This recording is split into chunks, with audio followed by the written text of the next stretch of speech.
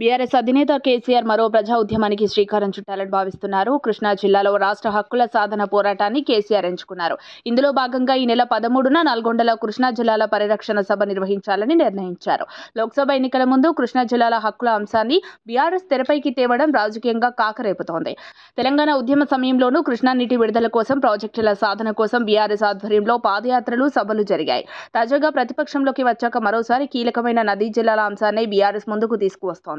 అయితే రేవంత్ సభకి సర్కార్ కాకహిస్తోంది. నల్గొండ జిల్లాకు సంబంధించి రేవంత్ సర్కార్ కీలక ఆదేశాలు జారీ చేసింది. జిల్లాలో నెల రోజుల పాటు 30A పోలీస్ యాక్ట్ 1861ని అమల్లోకి తెచ్చింది. ఈ మేరకు ఎస్పీ చందనాదీప్తి కీలక ప్రకటన విడుదల చేశారు. ఈ చట్టం ప్రకారం పోలీస్ అధికారుల ముందస్తు అనుమతి తీసుకోకుండా జిల్లాలో ధర్నాలు, రాస్తారోకోలు, నిరసనలు, ర్యాలీలు, సభలు నిర్వహించొద్దని ఎస్పీ సూచించారు. కేసీఆర్ భారీ బహిరంగ సభను ప్లాన్ చేయడంతోనే కాంగ్రెస్ ప్రభుత్వం ఈ యాక్ట్ అమల్లోకి తెచ్చిందని బీఆర్ఎస్ నేతలు మండిపడుతున్నారు. బహిరంగ సభ నిర్వహించి తీరుతామని చెప్తున్నారు. కేసీఆర్ సైతం సభ నిర్వహించి తీరుతామని అంటున్నారు. మరోవైపు బీఆర్ఎస్ సభకు దీటుగా కాంగ్రెస్ పార్టీ భారీ సభకు ప్లాన్ చేస్తోంది. 2 లక్షల మందితో నల్గొండలో కాంగ్రెస్ సభకు ప్రణాళికలు రూపొందిస్తోంది. సభకు ప్రియాంక గాంధీని ఆహ్వానించాలని మంత్రి కోమటిరెడ్డి ప్లాన్ వేసినట్టు సమాచారం.